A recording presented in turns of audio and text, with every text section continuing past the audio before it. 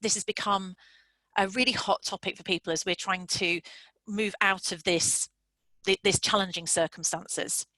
So what's our responsibilities, and how would we sort of think about it more? So we know that we want to inspire our people to make the most of their potential. We want them to be able to cope with what's been thrown at them. And one of the terms that's more familiar with many of us is stress rather than distress. So I say in terms of mental health that distress is the word which might be describing times when people aren't coping for whatever reason. The challenge we've got, of course, is these circumstances that we've been under, sustained change and challenge, and dealing with home working and strange circumstances and worries, is likely to have increased anxiety for many people and maybe has increased stress. So the key for us is understanding how can we recognise when something's not right for ourselves or others, and how we can support them.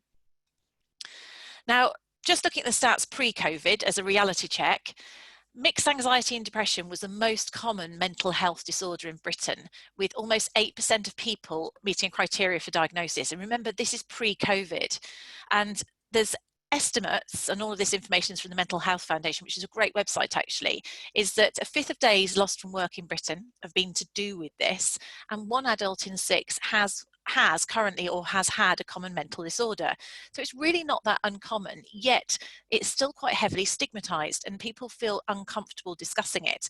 And a bit like all the other topics are out there, whether it's discrimination or other aspects, is how can we open this up? Because I do truly believe that we have to be people first focused if we're to be productive, if we're going to work our ways out of this situation that we've been in. And people who have healthy or are feeling resilient are the ones who are going to be productive, the ones that are going to survive, going to thrive their way out of this current challenging situation. And as people within organisations, we need our staff to be thriving and operating on all cylinders if they're going to help build a business that's going to be strong for the future. So the reality is mental health issues are really challenging. And I left the stats at the bottom, and again here, this is pre-COVID. 1 in 5 people and more than a third in full-time work were concerned about losing their job.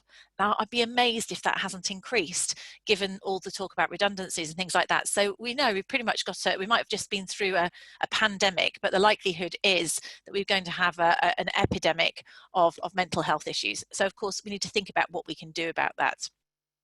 And I suppose one of the anecdotes I say with this, I'm not going to ask people to display whether they've experienced mental health issues themselves, but certainly I know that many people have experienced fluctuations in mental health during lockdown. So I'm going to put up a poll for you guys to contribute to, and I'll share what feedback we got from this previously. So my colleague Helen was going to pop the poll up for me. While we're doing that, I'll share an anecdote that I've experienced myself within my family myself. So many people, when we carried this out before, there were a range of options. People had found that their mental health had improved during lockdown. Some had found it was much the same as usual during lockdown. Some found it was the same but less healthy, because this is about people who are naturally more healthy sometimes, and others are less healthy, so they know they've already had struggles. Others have said it's fluctuated, but they've managed to pick themselves up. And some have said their mental health has definitely declined during lockdown. So we've had all of those responses. Helen, are you able to put the screen up? The poll up for me? I can't see if it's there. Sorry, just give me 1 minute because I didn't realise this one was on here. Sorry. Is the poll? Are you frantically putting on in the background? Don't worry if it's not there. Yeah.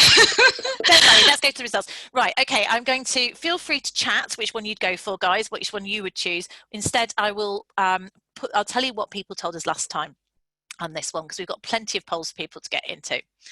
Okay, so we did this on LinkedIn. We also did it on the previous podcast that I demonstrated around this, and it's been picked up by quite a lot of articles in the press and written about, that almost there's been a lockdown lethargy in terms of energy levels. So we found that 54% of people polled said that their energy levels had fluctuated. 34% said that their energy levels were sustained lower than usual, and 8% had it about the same.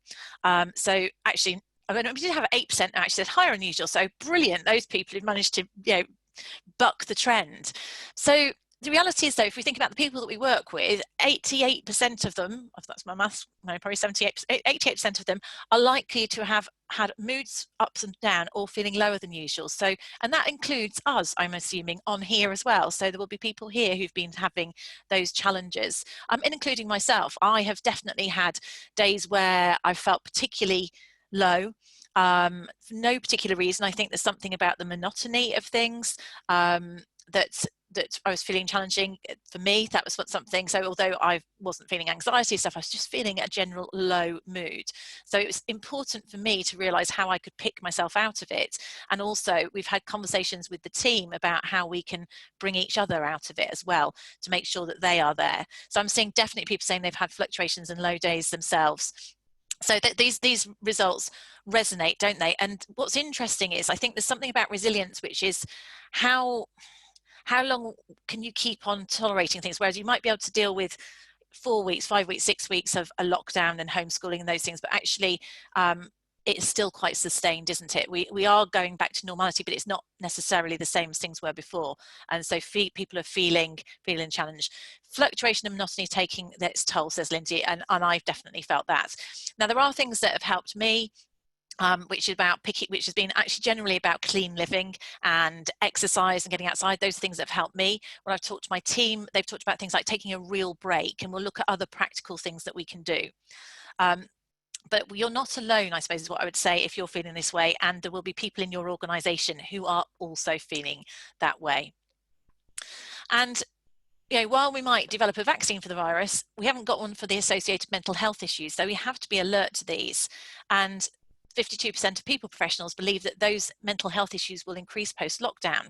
And of course, if we think about the earlier stats, where if we've got absenteeism as a result of this, then there's a real cost. So if you are struggling to get the people who hold the purse strings, if you like, to think sensibly about how to manage anxiety or to support you in mental health, in supporting or investing in mental health, you've only really got to think of the cost of absenteeism to make a business case for taking it seriously and doing something about it, if at all possible.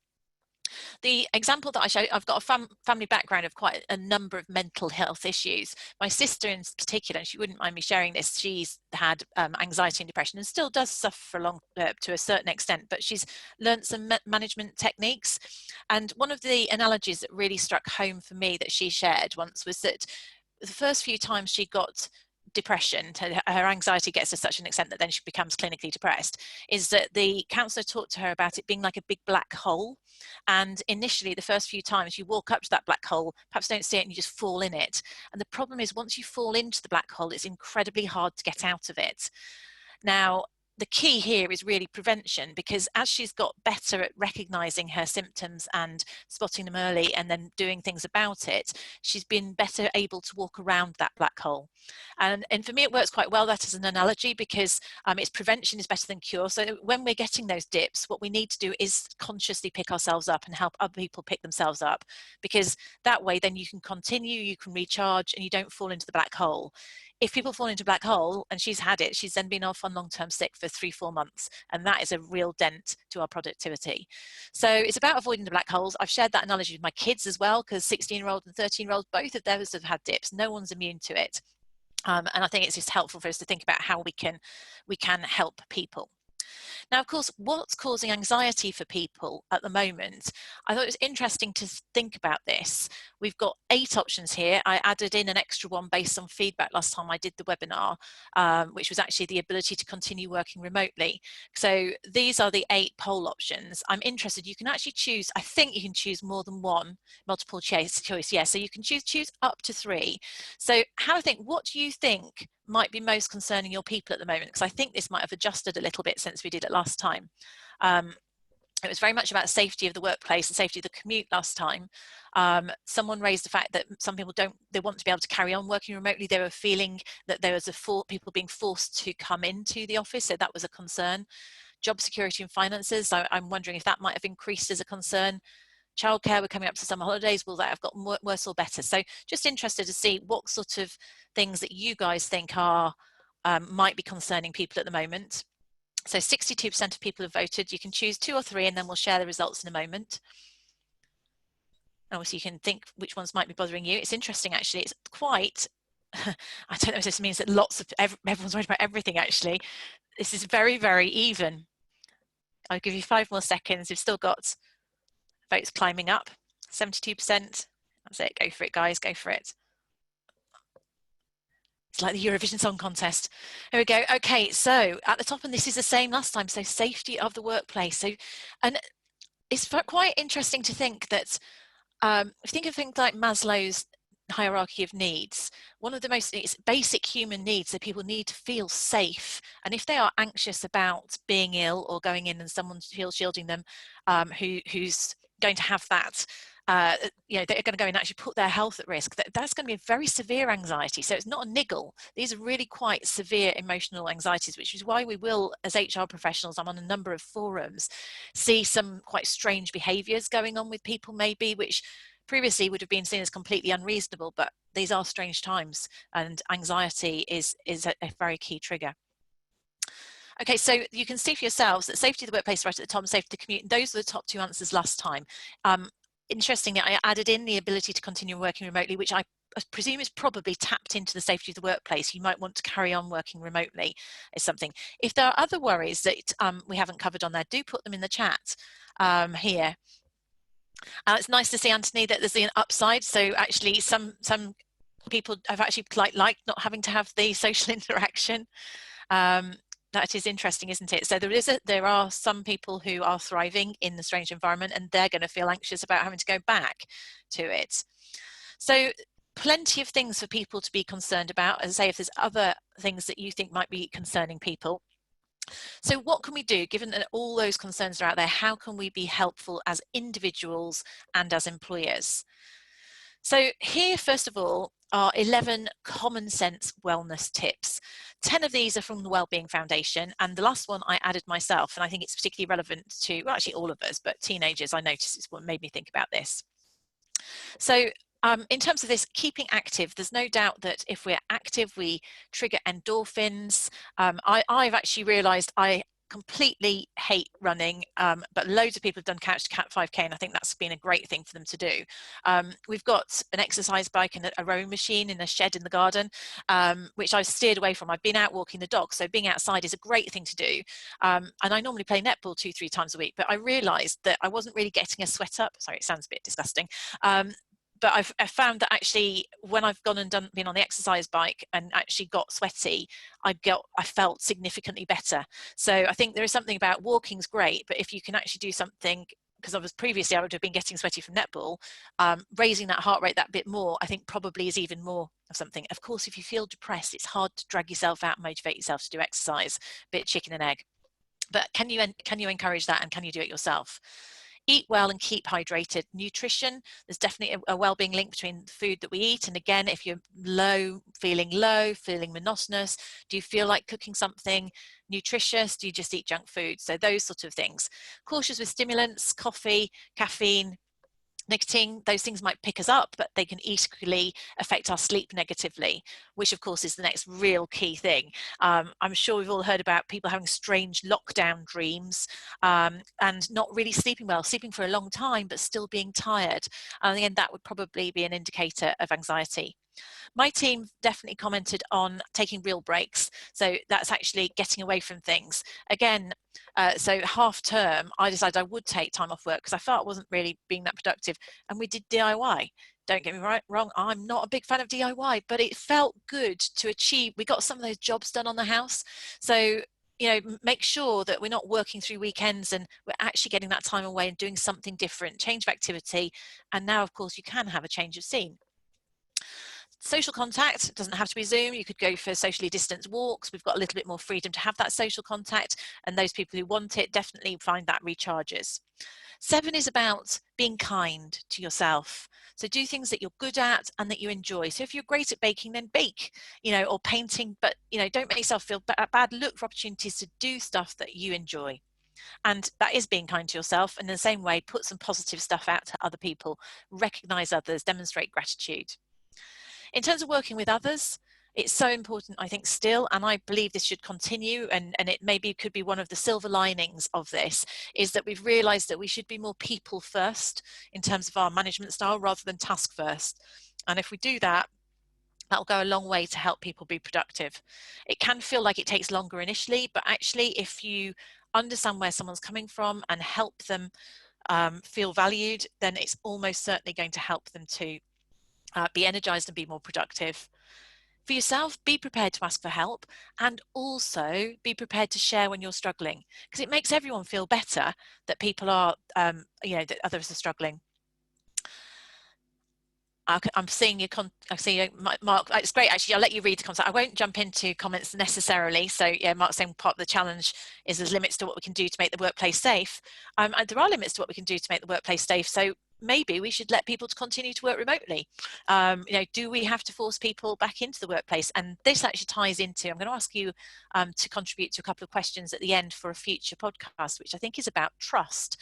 So I'm hoping that you'll be willing to do that, because it's great if we get real data to share with you. Okay, so warning signs that someone is having a drop in well-being. Now, are these yours? I'd be interested. Do these fit for you? Which of those might be a warning sign for you, the drop in well-being? Someone cutting themselves off from others? That might be. So, of course, the key here is knowing what a normal behavior is like. So this is the key with line managers. If line managers don't really know how people normally work, they won't, again.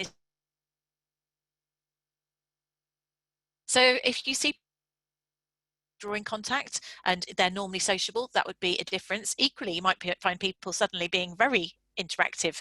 It's a flip in that behavior. People procrastinating, appearing to be chaotic. So that low motivation, or being a bit frantic, that could be a sign of stress. People complaining of being drained or tired, you do hear that. That I'd say is often, I've had that with members of my team where I've said, you know what, just take the afternoon off, go and do something completely different.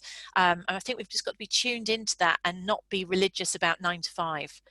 And tell people to take breaks if they're working very long or unusual hours.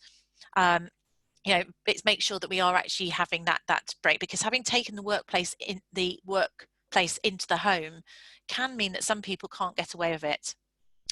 Are we having difficulty with the sound, guys? Just let me know if you can hear me okay again now. As far as I know, my sound should be all right.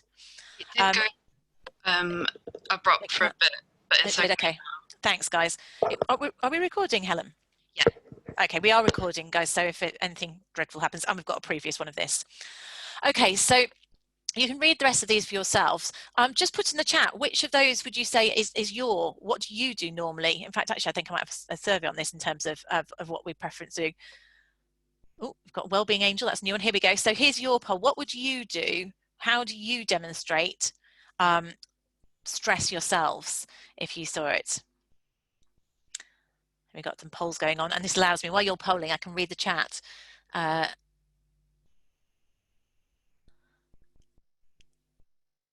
So Joe at the BDA has got some people have had some people have had good eating habits where they can afford it during lockdown. More variety, eating as a family.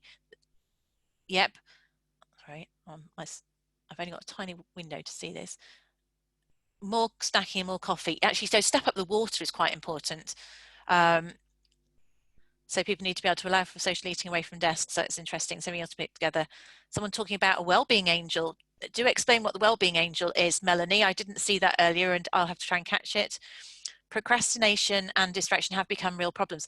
I felt less productive because there's been less urgency almost. Well done. Is it Anthony who's lost weight? Impressive there. Of course, Lucy Barker, that is such a good point. This is the thing, isn't it? So if you're actually feeling drained yourself, of which we've got just as big a chance of feeling a bit drained ourselves, are we necessarily going to have the resilience to spot it in other people? And I lead a team of 16 people. I have personally had that experience, although I've found it quite therapeutic. If I've opened it up to them and said, actually, how's everyone else felt? What's going on for you? I've been feeling a bit flat. Other people have opened up. So there is a flip side to it, but I totally get that you don't always feel like doing that. So yes, feeling guilty for feeling okay. No, Angela, don't feel guilty. Good for you. Complaining of feeling drained. Yes, I've had that. And the other one that I added in was tiredness and aches, because that was mentioned before. Sometimes people are talking about things like backache or headaches or neck ache, and that's almost displacement, isn't it? So it may, well, assuming that they haven't got a bad setup, they have got a decent monitor and there's not a physical reason, that they've got cramped over a computer, people sometimes will disclose physical issues which relate to their, which are actually indications of being stressed. So any of those things, do you think? Well, Anne's saying that people who are furloughed feel re-energized, while those who haven't had time off are exhausted. It's very interesting, that, because I think it's a double-edged sword. So I get that they're re-energized because they've had the break, but also there's a definite anxiety. Even I've got people who've only been furloughed for 3-4 weeks. There's almost this returner thing. So a chap said this to me, and I said, well, now you know what it's like coming back from maternity leave. So there's also, they will be coming back feeling like they were maybe not needed, they weren't added value, feeling guilty because other people have worked. So there's they'll have a different kind of anxiety, of course. So no one's in a perfect position. All right, I'll keep going, and it's great. Keep the chat going. I'll read it back later and pick up other bits where I can. Sorry, I can't respond to everything. So the key is, ideally, put our own oxygen mask on first, i.e. let's look after those tips for ourselves so that we can try and pick ourselves up. Then we know from our people that we can help pick them up. And I suppose a point I'd make that's really occurs to me, as say from Lucy's point earlier, is there is no substitute for knowing our people. It is your job really as a line manager, because you want productivity, or as a leader of an organization, to help others, but you don't have to take their stress on yourself. It's about helping people, it's about recognizing things, but we shouldn't let it add to our stress. And I know there are certain people who are hugely people oriented, who then almost feel worried for that other person. Almost they then add to their own emotional anxiety because they know someone on their team's anxious. So we've got to be careful not to take it on as another stress for ourselves, but spotting that people might need help and signposting it or putting structures in place, then that's really the key. And absolutely right, and Angela, who does look after HR professionals, and that's why I encourage you to get involved in networks, to each other, do things like the LinkedIn group, there's HR Ninjas, reach out to other people, support other people, recharge other people, because it is really tough for HR professionals. It's one thing after another, not only worrying about other people, but dealing with other new legal challenges, dealing with all the emotional issues for people there as well. So it's massive there, but I do challenge you to take responsibility for your own well-being, because I noticed when I did some analysis on the podcast that people listen to on the podcasts, the most popular ones are things about, well, currently it is things like well-being. It used to be things like strategy, but things on looking after yourself, prioritizing self-care, those ones are not listened to the same degree as others. So my challenge is, are we our own worst enemy? Because we're so busy putting ourselves second that might be making us less effective. How about put ourselves first? So we've just done that. What would be the most visible signs of stress for you? And we saw that the key one tended to be being irritable or emotional, but the whole range of those were there. So how can we promote well-being as leaders, apart from starting with ourselves? And this is something, we've got some infographics and things which reflect these points. So again, if you want to circulate these in your organization so that the onus isn't all on you, feel free to take advantage, and we'll set links to them so that you can get them. And I know actually we'll be emailing people afterwards. Maybe we can just attach them, Helen, for people to save them having to download them. But these would be the 10 tips I'd say for line managers to encourage well-being. First of all, if at all possible, be available. But I suppose I'd say that with the caveat of be available predictably. So that doesn't mean you've got to be available 24/7, because of course you need to have your own space as well and boundaries. But if you are working, be available on Skype. Allow people, I say Skype, but whatever your tool is of instant communication. So if people ask you something quickly, they want a quick chat on there, be responsive to it. really, I think in terms of trust, I'm writing stuff on trust at the moment, and openness and humility, being prepared to share your personal story is really helpful to others. It allows people to share, in the way that you guys are sharing out there. It makes other people feel better, and it's actually a great, courageous form of leadership. Ask how people feel and be prepared to listen to the answer. So don't do what my old line manager used to do, is we'd go all the way through a one-to-one, and as I'd got my hand on the door about to leave the room, he'd go, oh, and how are you? Because clearly that's an afterthought and you're never going to get truth to it. So ask how people feel early on in a conversation, or at least frequently enough that they feel that they can speak up. Then it's about trust. Well-being, if people know what they need to do to deliver, given that people might be fearful for their jobs at the moment, make sure that they know how to be productive. And lots of people don't know how to be productive because they don't have clear agreed goals. I think in these circumstances, we need to be setting short-term clear goals that are realistic in terms of expectations and timescales, and recognizing when people achieve them, getting those little boosts. Apparently, with much more of a virtual setup, we are less likely to recognize others. So not quite sure why that is, but maybe because we're out of sight, they don't say well done. So maybe go out of our way to recognize others. Have you got recognition tools in your software? Have you got systems that you can use to recognize? Could you ping it out on your all employee forums? So try and catch people who are achieving things to give them that boost. We do a team meeting regularly, and so I'll try and recognize people within that too. If people aren't achieving, explore why. So don't sweep it under the carpet. Ask why. Find out, was it unrealistic? Are they struggling? What could be the cause for that? Was it a lack of clarity? I would really, if at all possible, try and avoid timesheets and presenteeism, expecting people to work 9 to 5, because I don't think that gets discretionary effort. I would rather get people working to outputs and actively say, go out and walk the dog or do some exercise in the middle of the day. That's the benefit of working from home. Recharge, but get the job done. And obviously be available when I need you. So get people to set and own their own outputs and timescales, and then hold them accountable, and give people permission to stop and take a break, and lead by example with regard to that. So anyone else? Oh, anyone else? Sorry, I feel for you there, Joanne. Well, well done for being on here, because you are investing in your own well-being, and well done for sharing that. And yeah, get on the LinkedIn, on our LinkedIn group. You have to work hard with LinkedIn because it's messages, and talk to other people about it, and reach out to others, because many of you in the same position, or many of us are in the same position.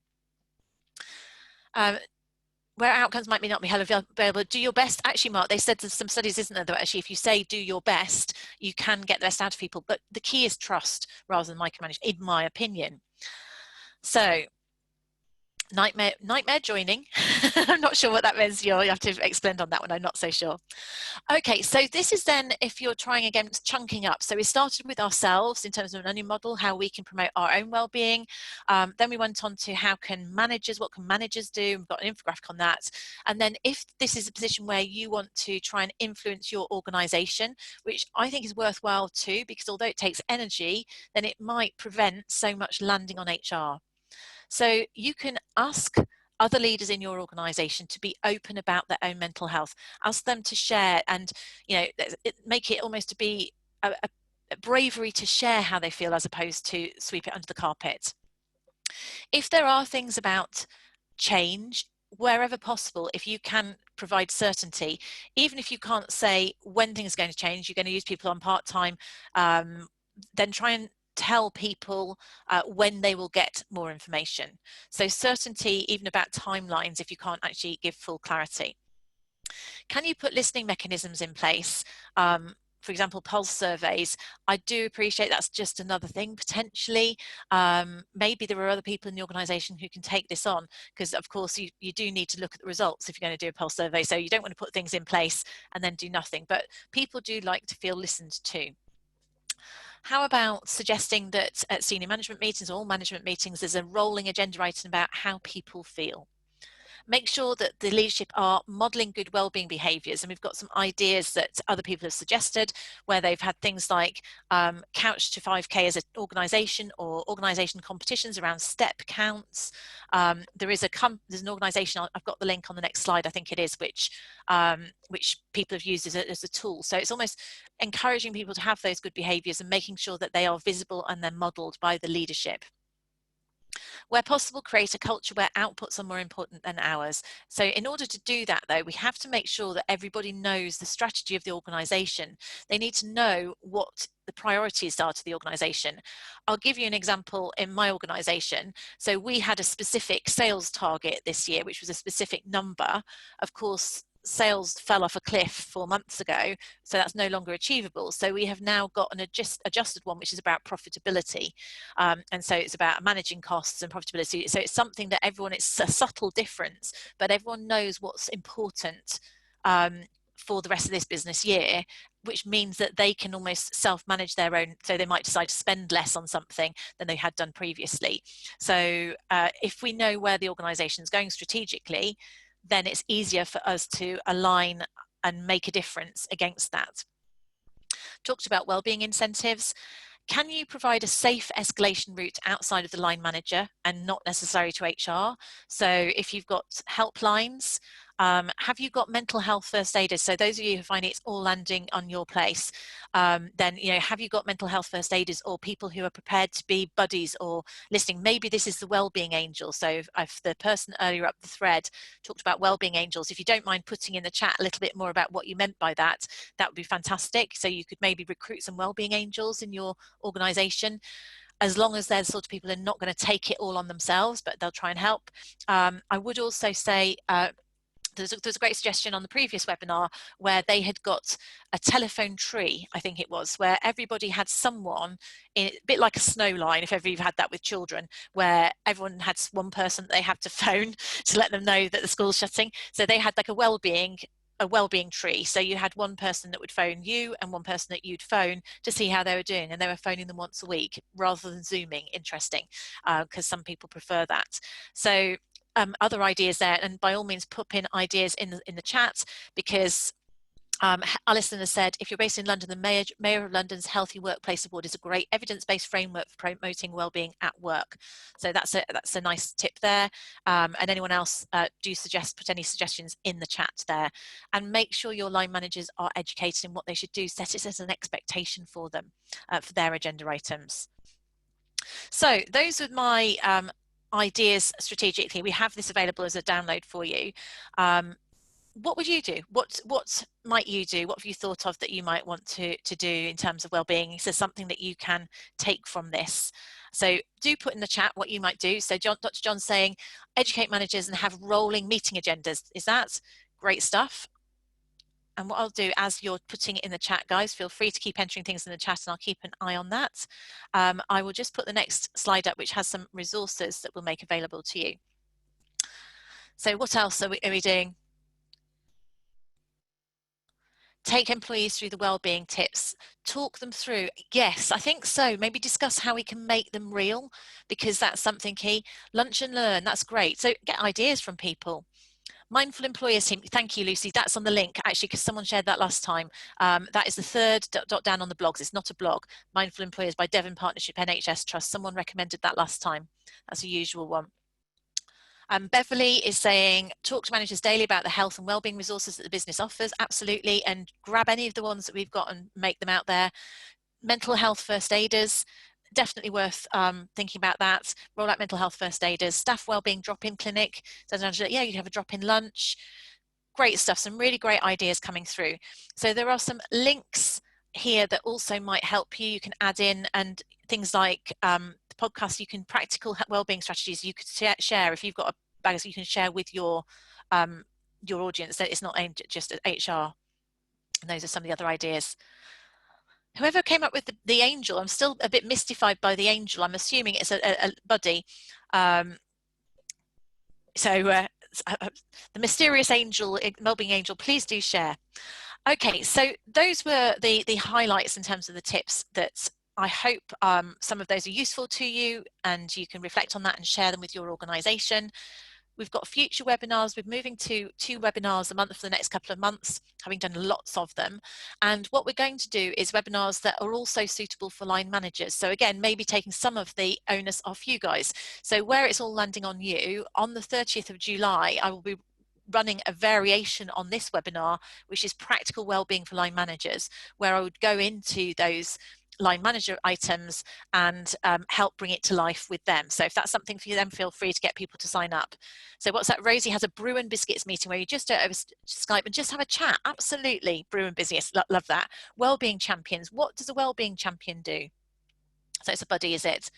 Okay, it's an angel. Thanks, Kate. So it wasn't you, but you heard others, especially the biscuits. I like the fact that some people have lost weight during lockdown. Someone told me you're going to be a hunk, a chunk, and I've forgotten the third one. Someone can tell me what it was. So if I've been working too much, eating too much, or a drunk. Yes, I won't say which one I'd fall into.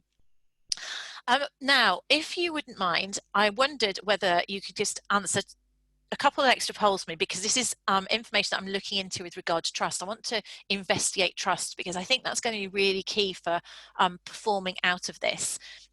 You can have this will be anonymous, so we don't know what you're saying, but there's 2 polls I wanted to ask about. How would you describe your organization with regard to home working? And if you're, yeah, thank you, yes, chunk, hunk, or a drunk, that's right. So that's okay. This is great in terms of this. So keep voting. We've got 33% voted in terms of how you thought in terms of home working. Now, at the moment, I'll just share. We won't share it until more of you've come through, but most people are saying hi.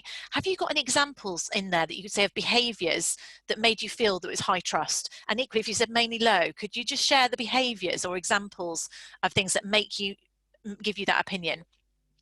I've got you. So, and I appreciate that I've made you go for one or the other, so there may be pockets of it. So yeah, great. So high trust is not micromanaging. Please feel free to add those in, because these are great real examples.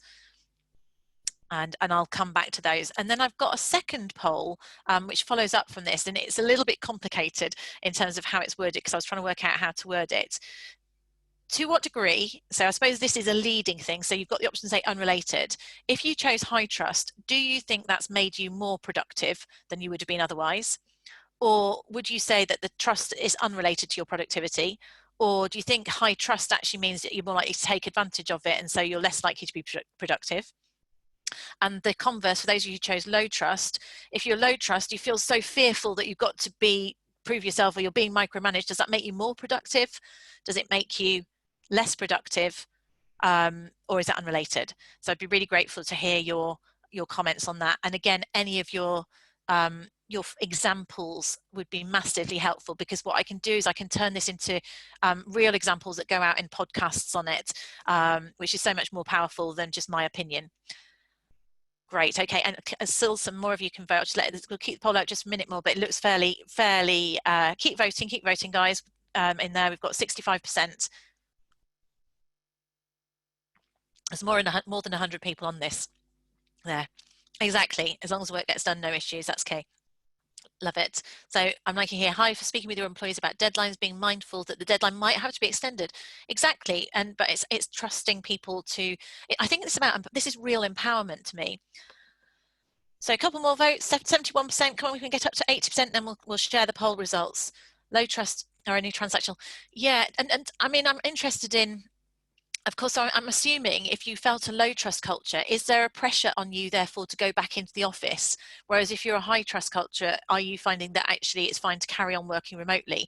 And because what I'm thinking here is, if this is true, and we can share the poll now, I think it was most people who have voted, then I wonder again whether this is going to tie into well-being.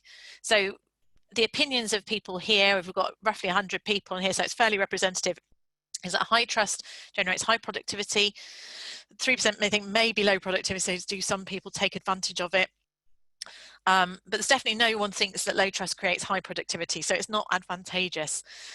So it's really interesting there.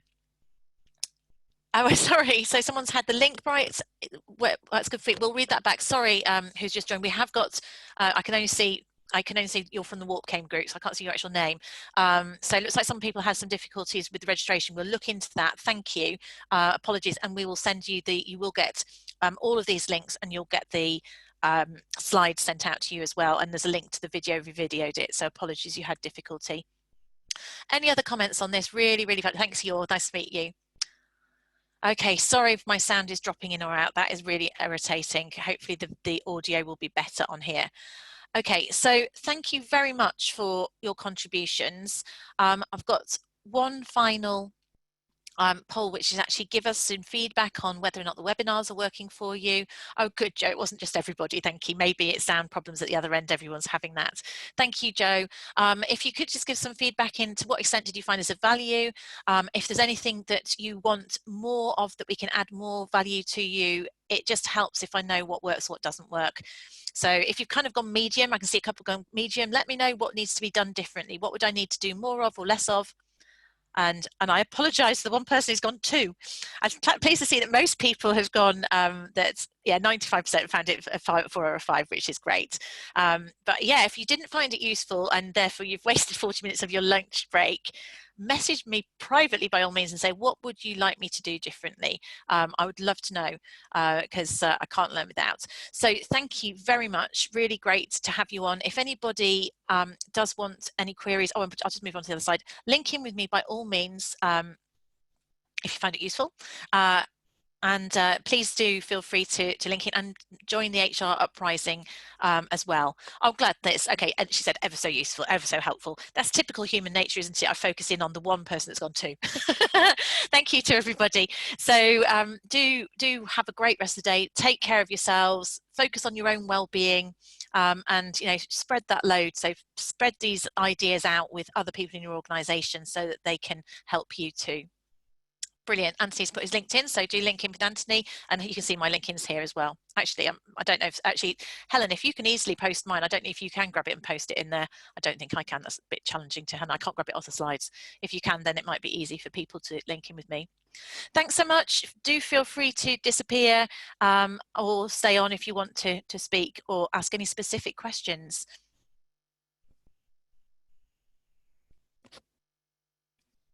Thanks, Cisa. Well, poll software, it's Zoom. We're just using Zoom, paid Zoom. I've used all sorts of things. I've used GoToMeeting and GoToWebinar, and we've actually now totally moved over to Zoom because it has more functionality for the money. Karen, the recording, we'll send the link out to you because the recording gets processed after the meeting. So the recording, we'll send the link, but also if you want to look at any of our previous recordings, they're all on YouTube, and you can find the links on our Actus page. In fact, they're on these slides. You can see previous webinars, so you can go back and view our previous ones as well. Thank you, Alison.